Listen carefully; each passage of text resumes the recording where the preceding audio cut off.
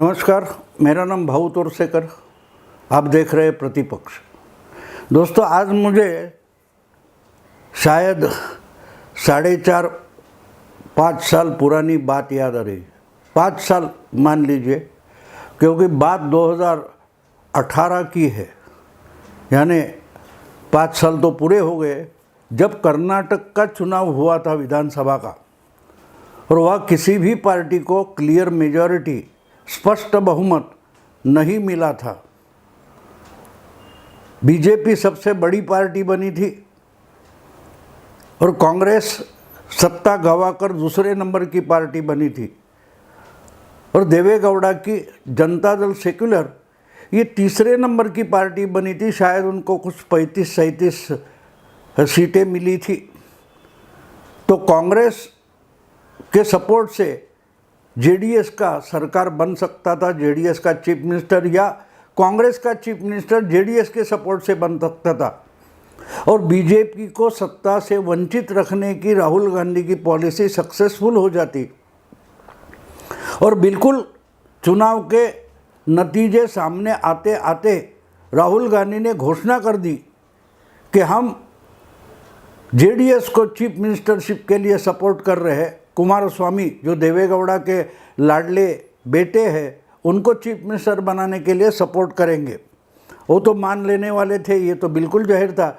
लेकिन ध्यान रखने की बात ये है कि जब चुनाव प्रचार चल रहा था तो वही राहुल गांधी हर प्रचार सभा में एक बात बार बार बोलते थे कि जेडीएस, जनता दल सेक्युलर देवेगौड़ा की पार्टी, ये बीजेपी की बी टीम है, जो कांग्रेस के वोट्स बंटवा कर बीजेपी को सत्ता में लाना चाहती है।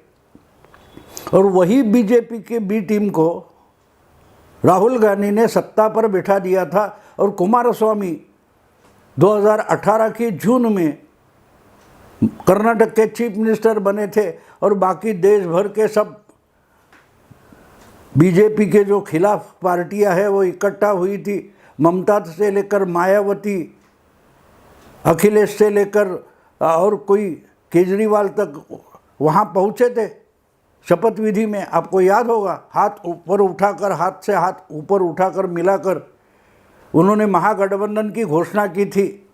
आगे क्या हुआ ये तो हम जानते हैं, मैं उसमें नहीं जाऊंगा। लेकिन चीफ मिनिस्टर बनने के बाद 1 महीना भी पूरा नहीं हुआ, जुलाई या अगस्त से लेकर 2019 के जून जुलाई तक कुमारस्वामी जो चीफ मिनिस्टर बने थे, और उनके पिताजी पूर्व प्रधानमंत्री देवेगौड़ा कम से कम 10 महीने आँख को रुमाल लगाकर रो कर सत्ता में बैठकर भी रो रहे थे कि हमको तो एक क्लर्क बना दिया, हमको तो मुनीम बना दिया, हम कांग्रेस के सपोर्ट से सरकार बनाए हैं, चीफ मिनिस्टर बने हैं, लेकिन हम कुछ नहीं कर पाते। हमको मानो एक क्या बोलते हैं, घर काम करने वाला नौकर बना दिया है। ये रोते रोते हर सभा में रोते थे,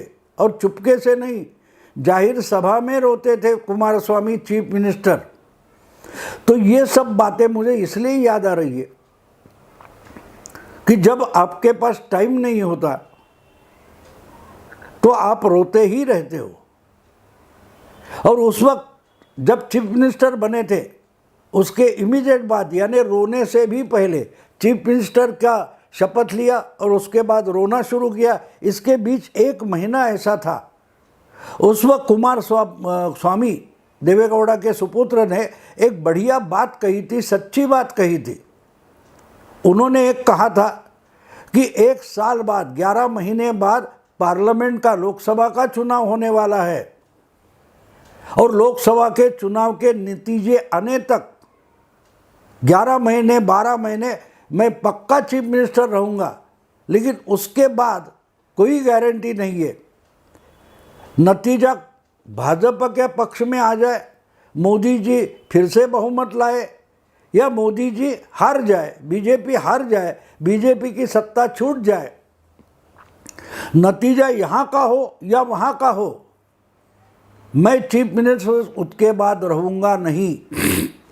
क्या कहा था कुमार स्वामी ने 2018 के जून में कि 1 साल के लिए मेरी कुर्सी पक्की है, मुझे कोई हिला नहीं सकता, उठा नहीं सकता, भगा नहीं सकता, 1 साल में पक्का हूँ। लेकिन लोकसभा चुनाव के नतीजे आने के बाद वो किसी भी पक्ष में आए, मेरी कुर्सी जाने वाली है। ये किसने कहा था? कुमार स्वामी, जो कर्नाटक के उस वक्त के कांग्रेस सपोर्टेड चीफ मिनिस्टर थे। और उसका मतलब साफ था,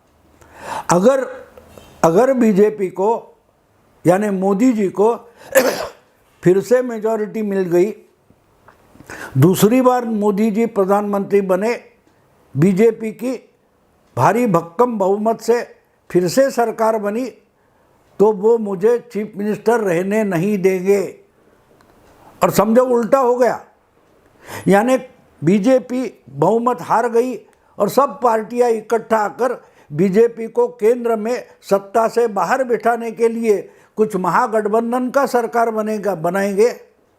तो उसमें भी कांग्रेस सबसे बड़ी पार्टी होगी और जो कोई प्रधानमंत्री बनेगा वो तो कांग्रेस का ही बनेगा, और वो कांग्रेस का प्रधानमंत्री मेरी कुर्सी हिला देगा, मुझे चीफ मिनिस्टर रहने नहीं देगा, क्योंकि कांग्रेस कर्नाटक के सत्ता में है लेकिन मुझे काम करने नहीं दे रहे, वो मुझे कुर्सी पर बैठने नहीं देंगे। कहने का मतलब साफ है कि कुमार स्वामी जानते थे कि सिर्फ 1 साल का समय उनके पास चीफ मिनिस्टर बनकर रहने के लिए बचा है।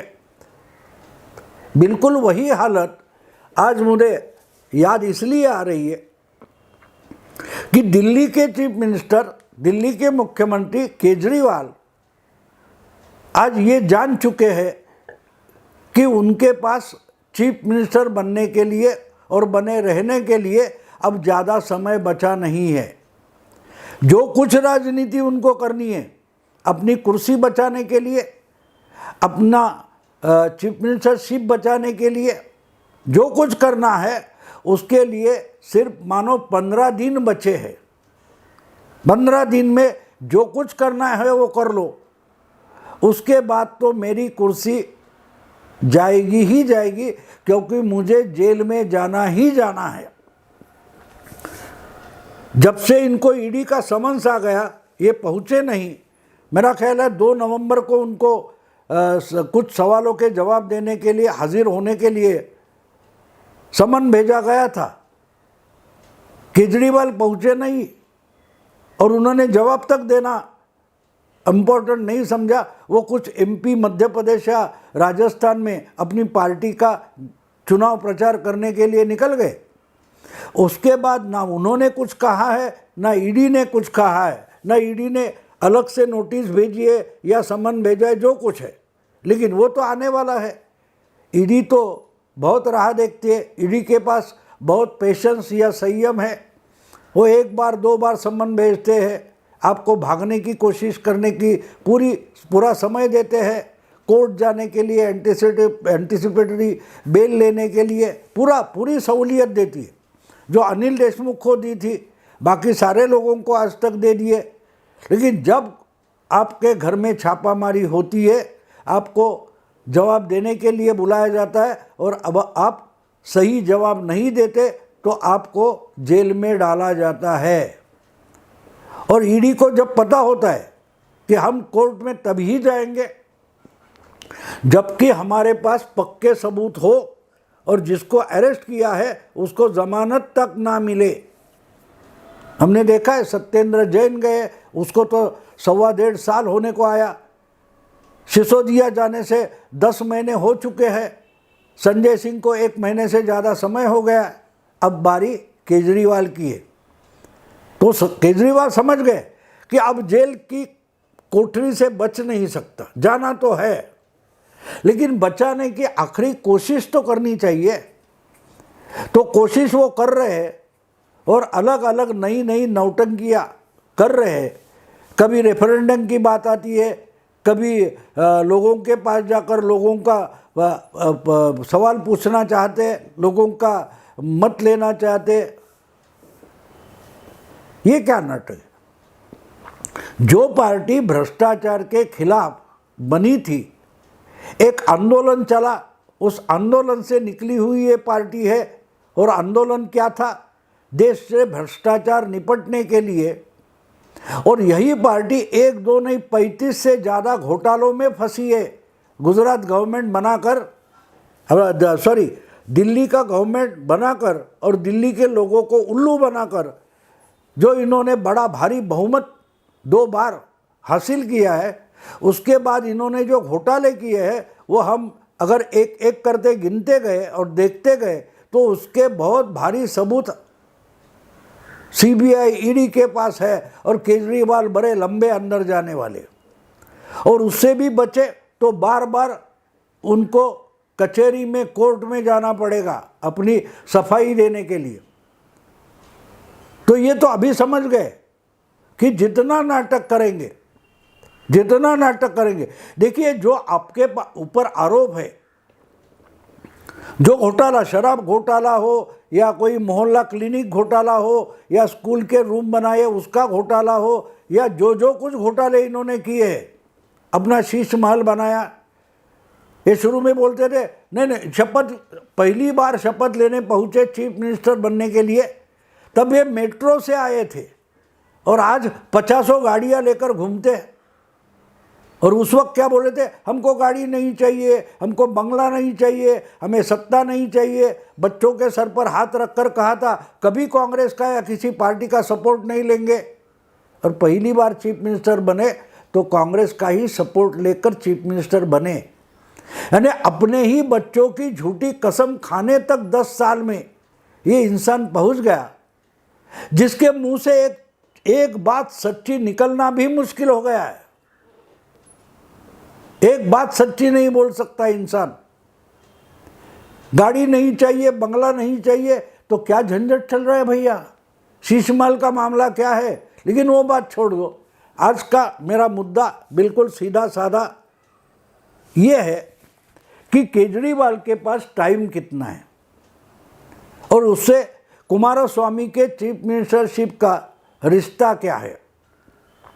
जानते हो कि कुमारस्वामी ने बताया था कि लोकसभा चुनाव के नतीजे आने तक मेरी कुर्सी पक्की है, मैं चीफ मिनिस्टर रहूँगा, कुछ गड़बड़ नहीं होगी। अब देखिए, 5 राज्यों के विधानसभा चुनाव चल रहे हैं और उसके बाद, यानी वो चुनाव के नतीजे आने के बाद लोकसभा के चुनाव की गड़बड़ शुरू हो जाएगी। तो बीच में जो 2 महीने निकलते हैं, उस 2 महीने में बड़ी गड़बड़ होगी। इन 5 विधानसभा चुनाव के रिजल्ट, नतीजे 3 दिसंबर को आने वाले हैं और ये मामला 3 दिसंबर के रात तक चलेगा। यानी 4 दिसंबर तक 5 विधानसभा के रिजल्ट, नतीजे आए होंगे और पिक्चर साफ हुई होगी। उस नतीजों तक